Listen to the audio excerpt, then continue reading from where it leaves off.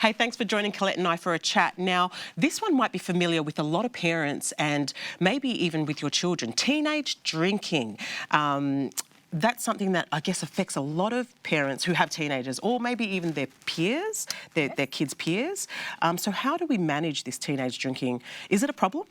So what's actually very encouraging is that we are now seeing statistics to say in Australia and many countries around the world, not all, teenage drinking has actually declined. Right. So that's quite encouraging. Teens are actually making better choices around alcohol than we did when we were young. And that's fabulous news. So I think teenagers always get a bad rap, and this is a wonderful statistic to talk about.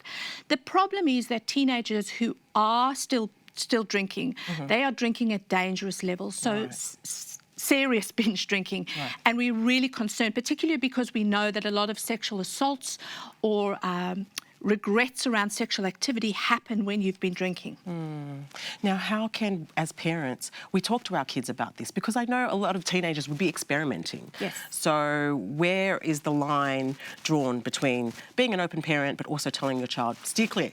Well, interestingly, on the parent side, one of the reasons that there is this decline is actually this reduction in parent supply of alcohol, because parents are becoming aware of the dangers and the detrimental effects to the developing brain. So we know that it inhibits the way teens can plan or think ahead. It impairs their judgment. There's a lot of bad decisions that happen, and it damages the brain. So parents are tending not to supply.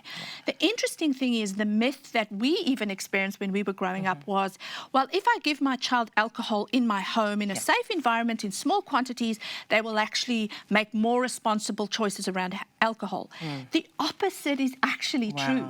Wow. When parents supply their children... I'm surprised by that, Collett. I'm really surprised by that, because I actually grew up in a time where some friends' parents did supply alcohol because they thought it was safer than having your children go and drink in the park or some dingy place. So, and the opposite is true. We actually see that when parents supply their children with alcohol, those children go out and drink at higher levels and more dangerous levels when they are outside their parents' home.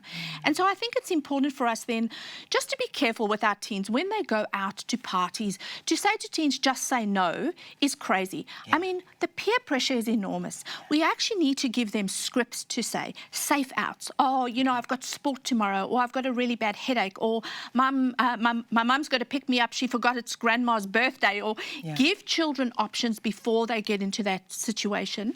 Also, peer pressure, positive peer pressure, is powerful. So when our young people have begun to learn that the majority of their generation is choosing to drink less, that is actually having an effect on their choices. I love that. And I also think as parents, we have some sort of responsibility to our children to model better behaviour. Absolutely. I think the way we behave around alcohol and our relationship with alcohol speaks volumes. And so that's a very important part of the equation. Yeah, look, I think it's something that you can't stop, but what you can do is think before you drink and take some of these tips that Collett has shared with us today.